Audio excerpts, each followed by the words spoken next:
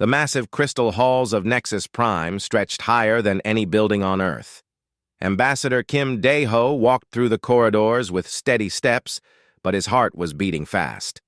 Behind him, Dr. Park So-min carried 3 data tablets, filled with Earth's proposals. Admiral Lee Jun-ho kept his eyes straight ahead, his military uniform crisp and clean.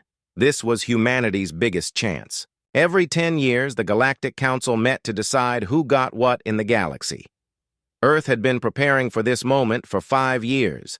They had new fusion technology that could power entire star systems. They had medical breakthroughs that could save millions of lives. They had farming techniques that could turn dead worlds into gardens. The consensus chamber was enormous. 12 different alien species sat in a perfect circle around a glowing center platform. Each species looked completely different from the others.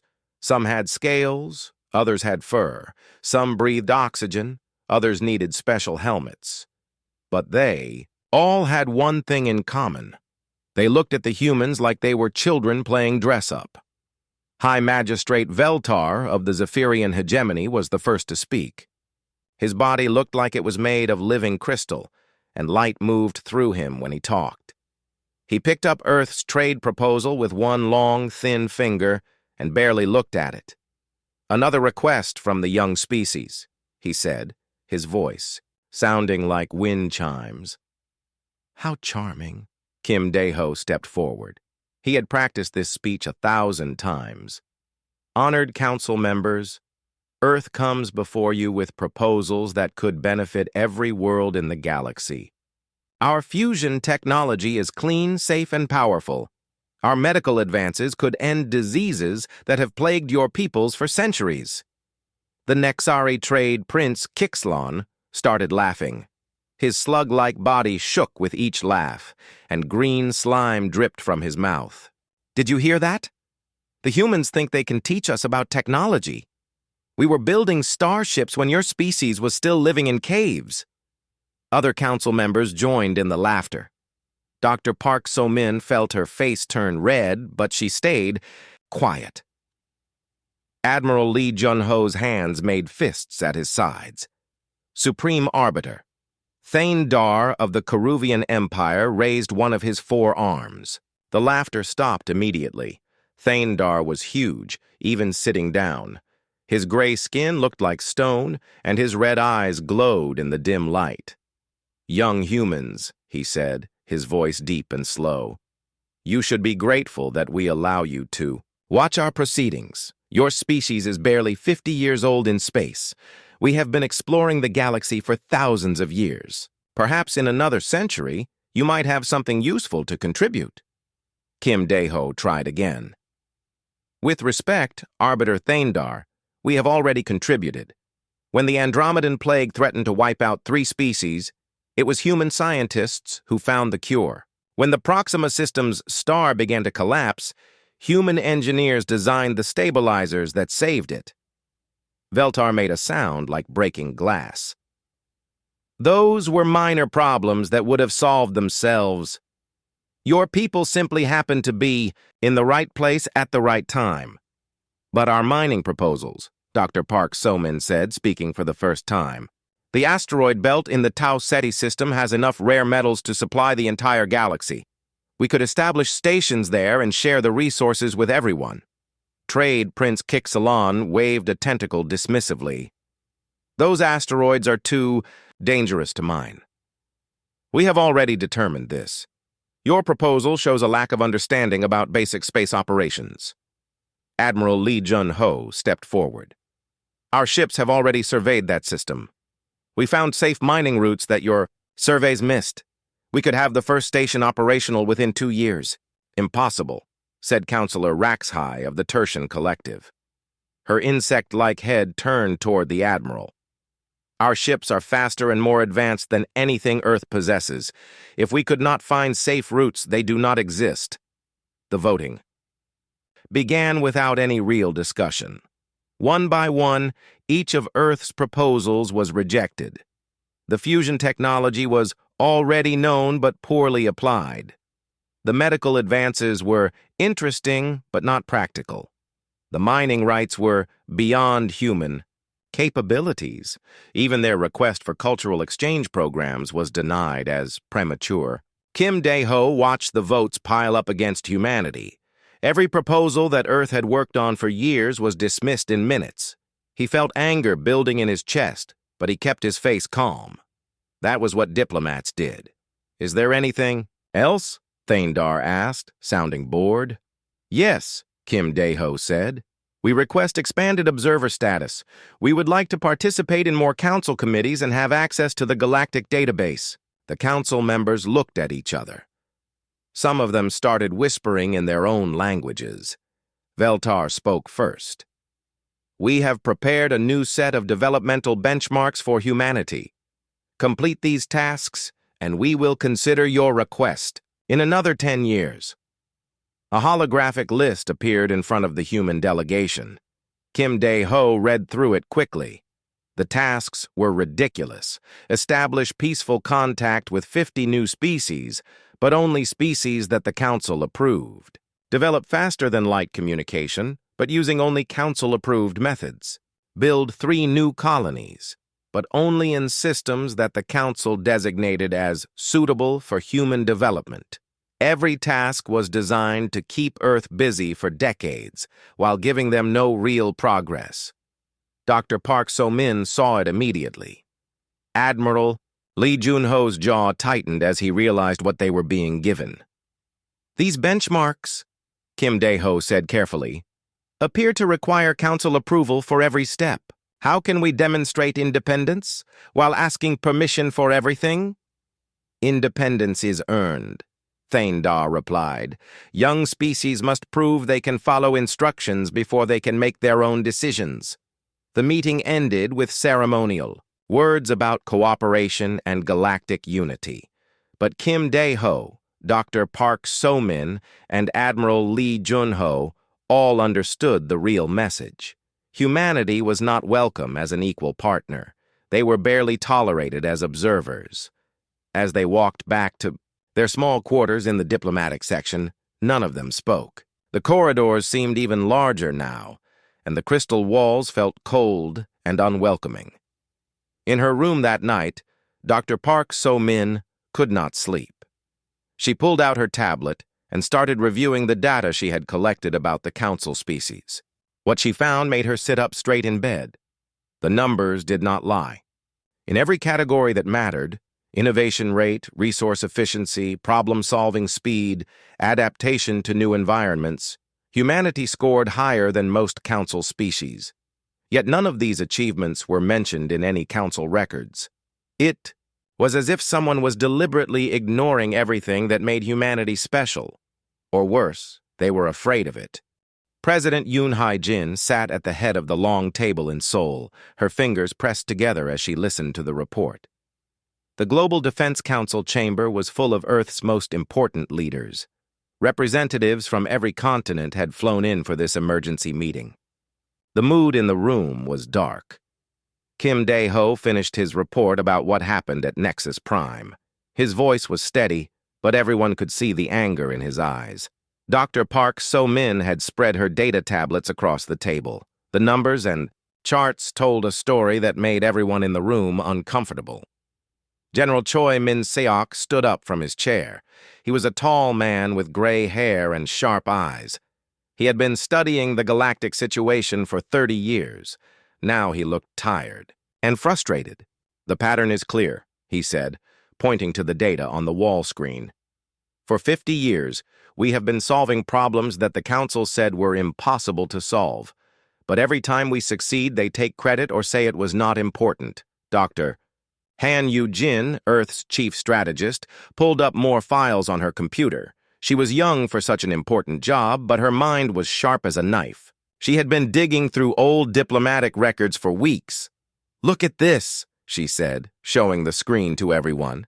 "In 2387, we applied for full Council membership. We met every requirement they had listed. Then they changed the requirements. In 2392, we met those new requirements. They changed them again. This has happened 12 times. President Yoon felt her jaw tighten. She had suspected something like this, but seeing the proof made her angry. They never intended to let us join as equals. Captain Ryu Seong-ho spoke up from the back of the room. He had just returned from the frontier colonies, and his uniform still smelled like recycled ship air. His report made everyone lean forward to listen. "The human colonies are doing better than anyone expected," he said. "New Seoul on Kepler 442b has twice the population it was supposed to have by now. The farms on New Busan are producing 3 times more food than council worlds of the same size. Our people are happy, healthy, and building amazing things." Admiral Lee Jun-ho nodded. "I have seen the same thing. Human engineering is solving problems that council species gave up on years ago. We are not just surviving in space. We are thriving." Dr. Han Yu-jin brought up another file. "But when we asked the council for permission to expand trade with our own colonies, they said no. They claimed that human expansion would destabilize regional development patterns. What does that even mean?"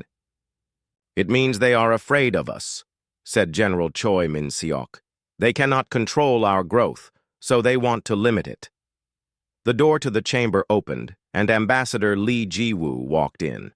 She looked exhausted from her long journey from the outer rim. Her clothes were wrinkled and her hair was messy, but her eyes were bright with anger. "I have news from the Trade Commission," she said, not bothering to sit down. "The Council has been actively blocking other species from trading with us. They tell independent worlds that human goods are potentially contaminated with aggressive cultural influences." President Yoon stood up slowly. She was not a tall woman, but when she was angry, she seemed to fill the entire room. "They are sabotaging us." "It gets worse," Lee Ji-woo continued. "I found records showing that the Council has been intercepting our communications with non-aligned worlds. They know about every trade deal before we even propose it. Then they offer those worlds better deals to keep them away from us." The room was quiet for a long moment. Everyone was thinking the same thing, but no one wanted to say it first. Finally, Dr. Park So-min spoke up. "Maybe we should stop trying to work with them." "What do you mean?" asked President Yoon. "I mean, maybe we should stop going to their meetings, stop asking for their permission, stop pretending that we need them to succeed." General Choi Min-seok frowned. "That would be a big step. No species has ever voluntarily left council proceedings. No species has ever been treated the way we have been treated," Dr. Han Yu-jin replied. "Look at the data. We are better at almost everything than most council species. Why do we need their approval?" Captain Ryu Seong-ho smiled for the first time since entering the room. "The colonies would support that decision. They are tired of council regulations that make no sense. They want to trade freely and expand without asking permission." Admiral Lee Jun-ho was more careful. "It could be dangerous. The council has military power. They could try to force us back into line." "Let them try," said General Choi Min-seok. "Our ships are faster than theirs. Our weapons are more accurate. Our soldiers are better trained. We have been preparing for this possibility for years, President." Yoon walked to the window that looked out over Seoul.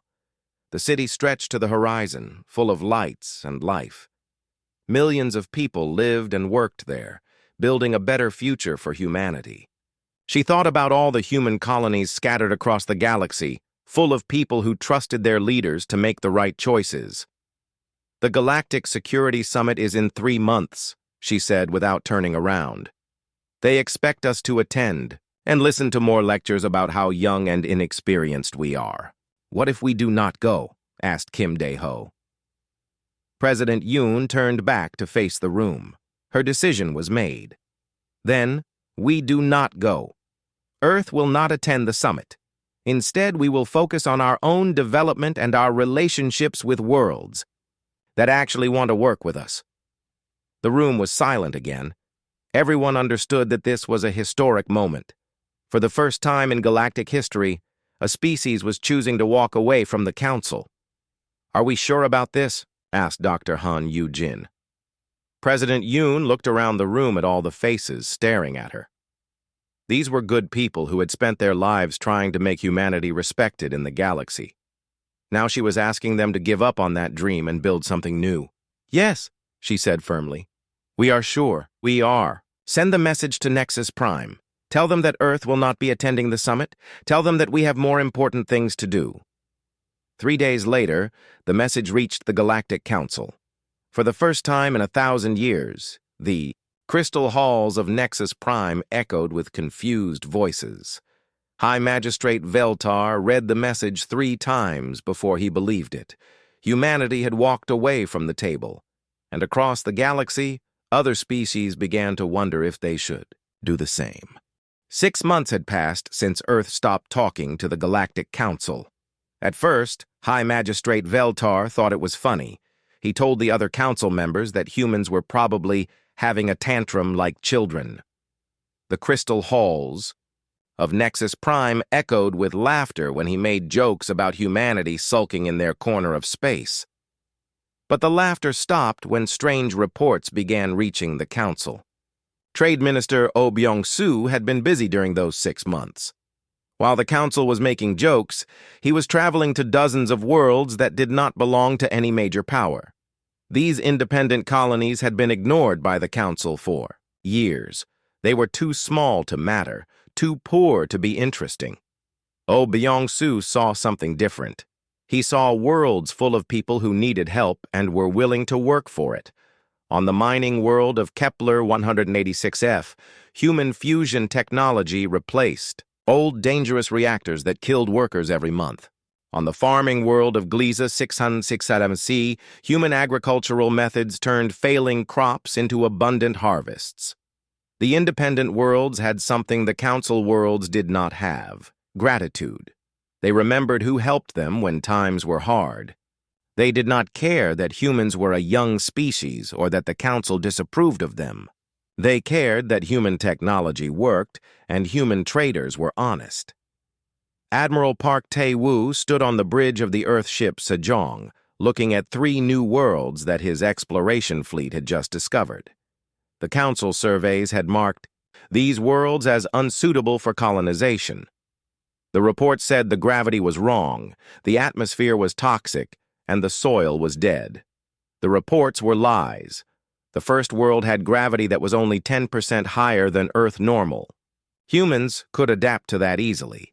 The atmosphere had too much carbon dioxide for most council species, but human plants actually grew better in it. The soil was not dead. It just needed different nutrients than council species expected.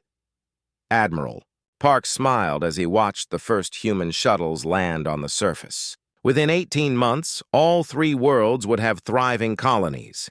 The council would have to update their maps to show new human settlements where they had claimed life was impossible.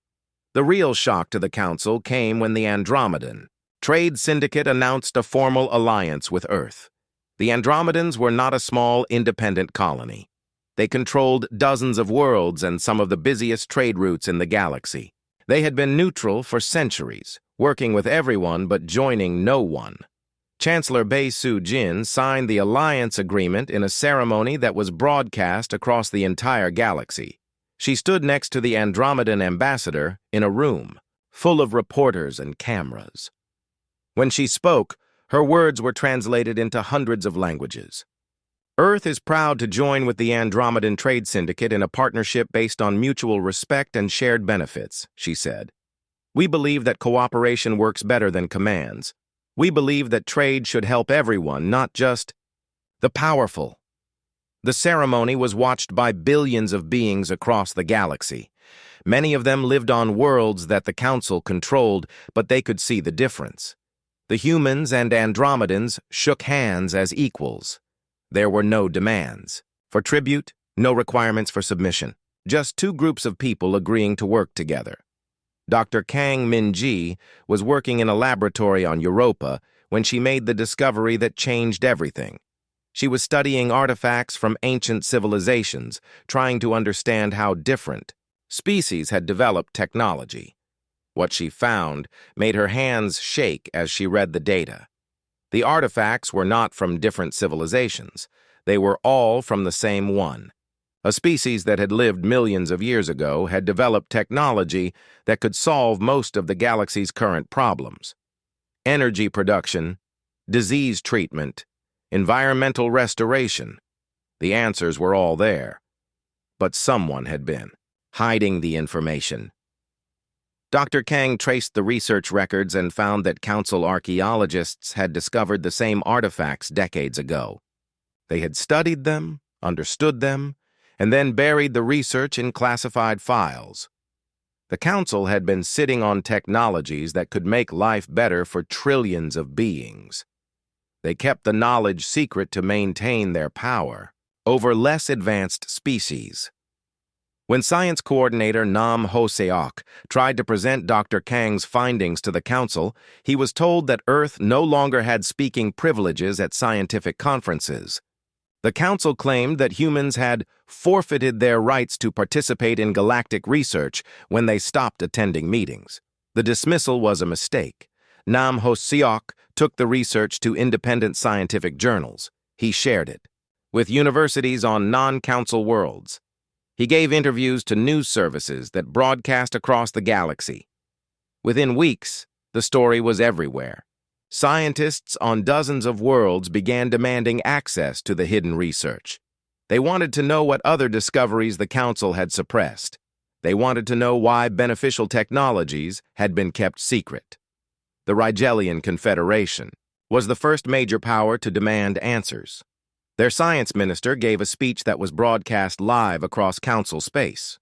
She accused the Council of criminal negligence for hiding medical treatments that could have saved millions of lives. The Vegan Trade Union followed with their own accusations. They had lost entire worlds to environmental disasters that the hidden technology could have prevented. Their leaders wanted to know why the Council had let their people die while sitting on solutions. More species began withdrawing from Council oversight. The Centauri Alliance announced they would no longer follow Council trade regulations. The Wolf System Collective refused to pay Council taxes. The Proxima Mining Guild started dealing directly with human traders instead of going through Council middlemen. Supreme Arbiter Thaindar watched his empire begin to crumble. For the first time in his long life, he felt afraid. The Caruvian Empire depended on tribute from smaller worlds. If those worlds stopped paying, his people would face economic collapse. 3 major trade routes had already shifted away from Council-controlled systems. Ships were choosing to travel through human-allied space instead. The routes were faster, safer, and cheaper. Human stations provided better services and charged lower fees. Trade Prince Kixelon was facing similar problems. The Nexari had grown rich by controlling the flow of goods between different parts of the galaxy. But now traders had other options. They could work with humans and their allies instead of paying Nexari fees. High Magistrate Veltar called an emergency council session. The crystal halls that had once echoed with laughter now felt cold and empty. Several species had stopped sending representatives. Others came but refused to vote on Council resolutions. "We have a problem," Veltar announced, his crystalline body flickering with nervous energy. "The humans are becoming too influential. We must take action to restore order." But what action could they take? They had already tried ignoring humanity. They had tried dismissing human achievements. They had tried blocking human trade. Nothing had worked. Across the galaxy, more worlds were choosing cooperation over control. They were choosing respect over commands. They were choosing the human way of doing things. The Council's 1,000-year reign was ending, and they had no one to blame but themselves. The quantum cascade failure began at exactly 1427 Galactic Standard Time. Deep in the heart of the Caruvian Empire's most important industrial world, something went terribly wrong. The massive energy reactors that powered half the Empire started breaking down in ways that no one had ever seen before. Dr. Vextar, the Caruvian Empire's chief scientist, stared at the readings on his screen and felt fear crawl up his spine. The quantum fields were collapsing in a chain reaction. If they could not stop it, the explosion would destroy not just one world, but 3 entire star systems. Supreme Arbiter Thaindar received the emergency report while he was in a council meeting. His 4 arms trembled as he read the data. The Keruvian Empire had the best scientists in the galaxy. They had technology that was thousands of years old, but none of it was working. "How long do we have?" he asked Dr. Vextar through the emergency communication link. "6 days, maybe 7, came the reply. "We have tried everything we know. Our quantum stabilizers are not strong enough. The cascade is too advanced." Thaindar looked around the council chamber at the other species. High Magistrate Veltar was flickering with nervous energy. Trade Prince Kixalon was sweating green. "Slime. None of them had answers. Contact the humans," Thaindar said quietly. The other council members stared at him. Counselor Raxhai clicked her insect mandibles together in shock. "You cannot be serious. We do not negotiate with species that have abandoned their responsibilities." "My people are going to die," Thaindar replied, his voice harder than stone. "I will ask for help from anyone who might be able to give it." The private communication to Earth was sent through secret channels. Thaindar himself recorded the message, something that had never happened before in galactic history. A Supreme Arbiter was asking for help from a species the Council had dismissed as children. Prime Minister Lim Dong-hyun received the message in his office in Seoul. He watched it 3 times before calling his advisors. The proud Keruvian leader, who had once called humanity too young to contribute, was now begging for Earth's help. The response came from Foreign Secretary Shin Ai-ri. Her words were polite and formal, but everyone who heard them understood the real message. "The Republic of Korea and Earth appreciate the Keruvian Empire's confidence in our capabilities," she said, looking directly into the camera. "However, as we are merely observers in galactic affairs, we must defer to the Galactic Council's established expertise in handling such matters. We are confident that the Council's advanced technology and thousands of years of experience will find a solution." Thaindar heard the message and understood that he was being paid back in his own words. The humans were using the Council's dismissive language against them. It was perfect revenge, and it was killing his people. While the Keruvian Empire faced disaster, Admiral Song Ji-hoon was leading humanity's largest space fleet on a mission that captured attention across the galaxy. 50 human ships moved through space faster than anyone thought possible. They were using new propulsion technology that Earth had developed in secret. The fleet's destination was beyond the edge of Council space, in regions that had never been properly explored. Admiral Song's mission was to make contact with civilizations that the Council did not even know existed. Dr. Yu Min-ho stood in the research lab aboard the flagship King Sejong the Great, watching his engines push the ship through space at impossible speeds. His breakthrough had come from studying the quantum mechanics that the Council claimed were too dangerous for young species to understand. The Council was wrong, as usual. Human scientists approached quantum mechanics differently than other species. Where Council researchers followed rigid rules and ancient theories, humans experimented and adapted. They found new ways to bend space and time that the Council's textbooks said were impossible. "Quantum tunnel forming in 30 seconds, announced the navigation officer. The human fleet was about to jump farther in one leap than most Council.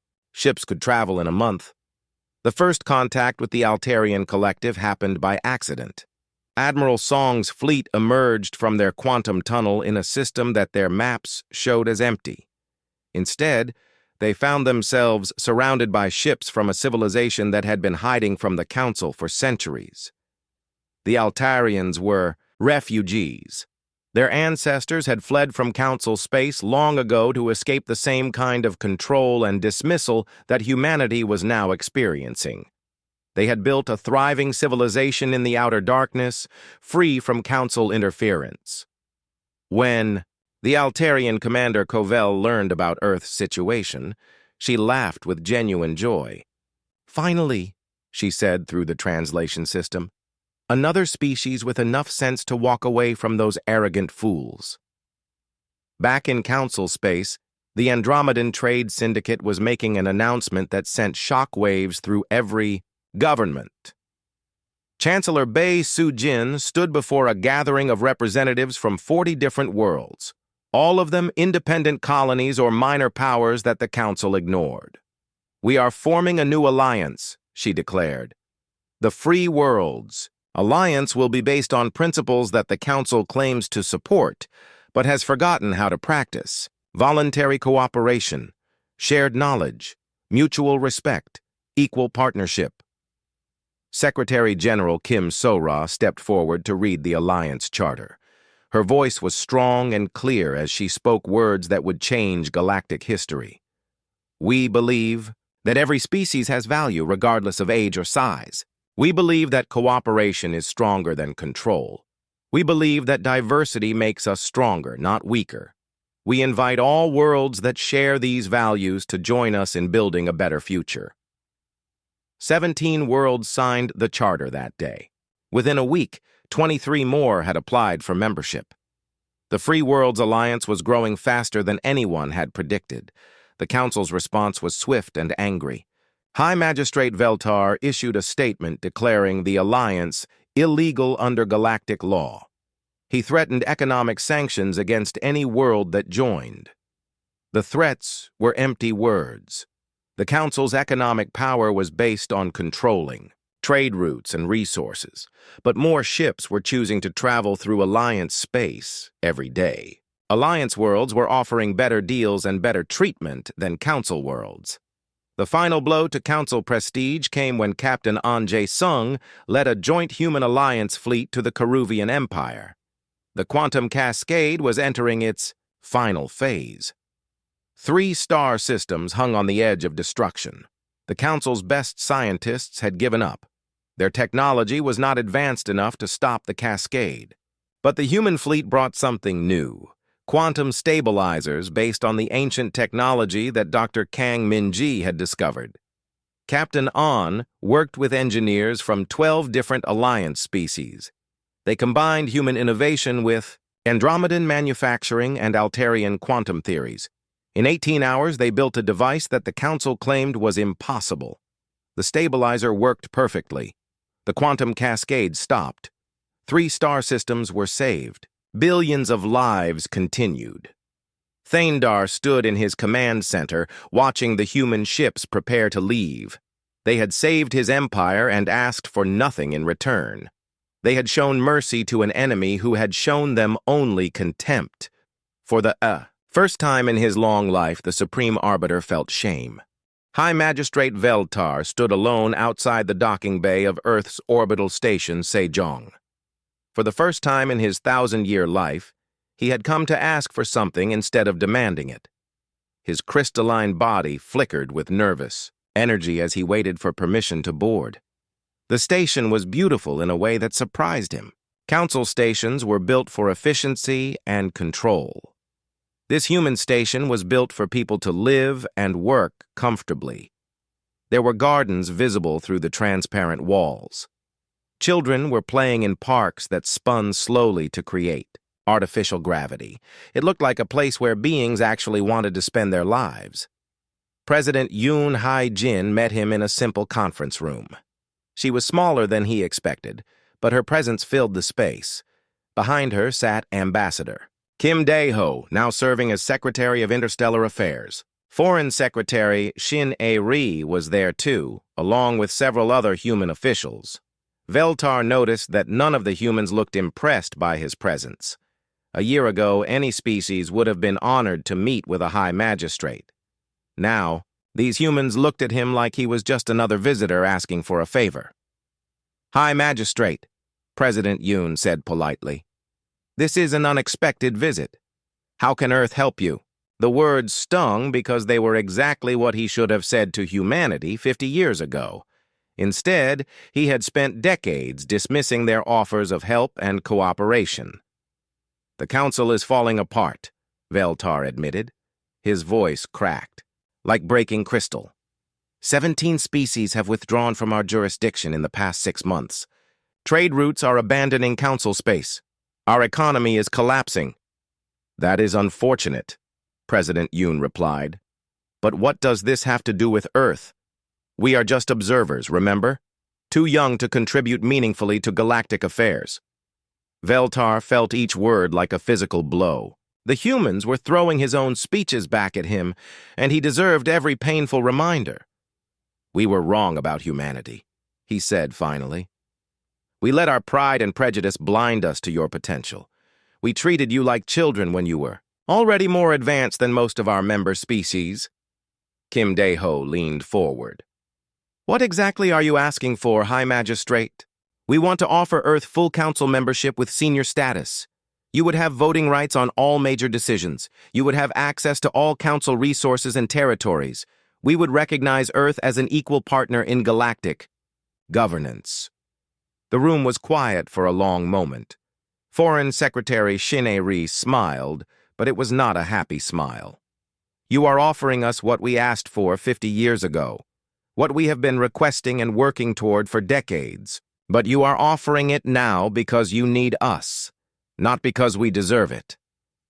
The offer comes too late, President Yoon said firmly. Earth has moved beyond the need for council approval or membership. Veltar's body flickered brighter with desperation. But surely you understand the benefits of working together. The council has resources that could help humanity expand even faster.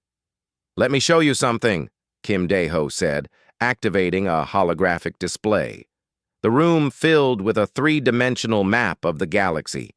Blue dots marked human settlements and allied worlds. Red dots showed council territories. The blue dots outnumbered the red ones. The Free Worlds Alliance now includes 67 star systems, Kim Dae-ho explained. Our member worlds enjoy higher standards of living, better technology, and more personal freedom than most council territories. We have trade relationships with civilizations beyond the galactic rim that the council never even knew existed. Veltar stared at the map. The humans had built an interstellar civilization that rivaled the council's 1,000-year empire in just 18 months. How? He whispered. By treating our allies as partners instead of subjects, President Yoon answered. By sharing knowledge instead of hoarding it. By asking for cooperation instead of demanding obedience. Admiral Park Tae-woo entered the room carrying a data tablet. He had just returned from the Outer Rim territories where humanity's newest project was taking shape. The quantum communication network is ahead of schedule, he reported to President Yoon. We will have real-time communication between all Alliance worlds within 6 months. Veltar's crystalline form went dim with shock. Real-time communication across interstellar distances? That is impossible. The Council's best scientists have been working on that problem for centuries. Your scientists were working alone, Admiral, Park replied. Our project combines research from 37 different species. When you share knowledge freely, solutions come much faster. Foreign Secretary Shin A-ri pulled up another display showing construction projects across Alliance. Space. We are also building the first interstellar transportation network, jump gates that will allow instant travel between member worlds. The technology came from combining human quantum mechanics with Andromedan engineering and Altarian spacefolding. Techniques, Kim Dae-ho added. None of our species could have built it alone. Together we are making the impossible possible. Veltar realized that he was not just watching the fall of the Council. He was watching the birth of something completely new. The humans had not just left the Council. They had created a better replacement. What happens to the Council now? He asked. President Yoon's expression softened slightly. That depends on what the Council chooses to do. You can continue trying to rule through fear and control and watch more species leave. Or you can learn from your mistakes and try to build something better. Several Council species have already asked about joining the Alliance, Shin A-ri added. We judge applications based on a species' commitment to cooperation and equality, not their military power or economic influence. Even former council species? Veltar asked hopefully. Even former high magistrates, President Yoon replied, if they are willing to work as partners instead of rulers. The meeting ended with Veltar receiving information packets about alliance, membership procedures. As he prepared to leave, he turned back to President Yoon. Why are you being so generous? After everything we did to humanity, you would still accept us as allies. President Yoon smiled, and this time it was genuine. Because that is what partners do. They help each other grow and succeed. The Council never understood that lesson, but it is not too late to learn.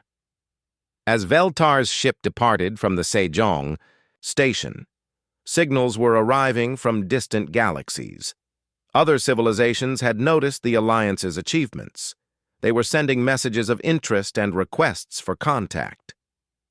Admiral Park stood on the bridge of his flagship, watching long range. Sensors track incoming ships from beyond the galactic rim. Humanity had once been dismissed as too young for local politics.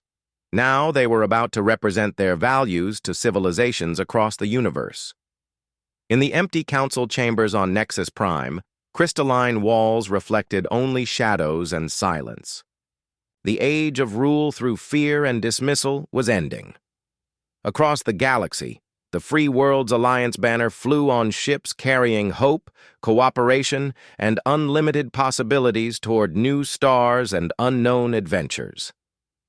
The young species that the Council had taken for granted was now leading the galaxy toward a brighter future. The irony was perfect, and the justice was complete.